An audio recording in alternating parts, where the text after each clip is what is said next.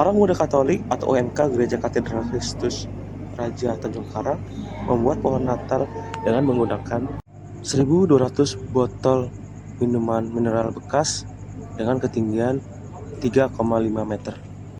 Hal tersebut disampaikan oleh Kepala Rumah Tangga Gereja Katedral Kristus Raja Tanjung Karang, Yopi Wiguna, membuat pohon Natal tersebut dengan waktu 10 hari.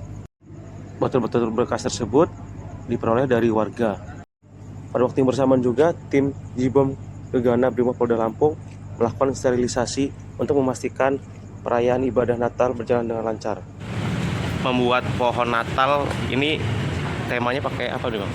Pakai kita siapkan botol-botol bekas dari kan sekarang kita memanfaatkan barang-barang bekas yang dimanfaatkan untuk pohon Natal ini. Ada berapa banyak nih, Bang? Ini kemarin kita kumpulkan kurang lebih di 1.200. 1.200. Ada makna nggak, Bang? Dari 1.200 itu maknanya ada nggak? Ada. Oh, ada ya. Hanya kita kan Random aja ya. random aja. Karena kan ini tingginya ini 3,5 meter. Ini ya botol minuman bekas.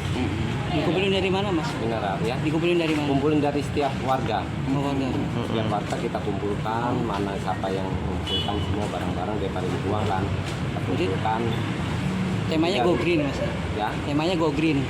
seperti pohon Natal kan jauh pohon. Pengerjaannya berapa lama, Mas? Pekerjaannya berapa lama? Pengerjaan ini pengerjaan kurang lebih 10 hari. 10 hari ini tinggal finishing ini. Memang setiap tahun Kita selalu seperti itu. Tahun kemarin kan kita sendal-sendal bekas. kalau untuk tahun ini botol ya. Ini botol bekas. Kalau untuk Kita anak muda Katolik, OMK kita Oh. sebut. Ya, ini mereka ini OMK semua. mereka yang merakit Ornamen biasa, ornamen Natal. Seperti buah-buahan, Kalau lengkapnya lampu, juga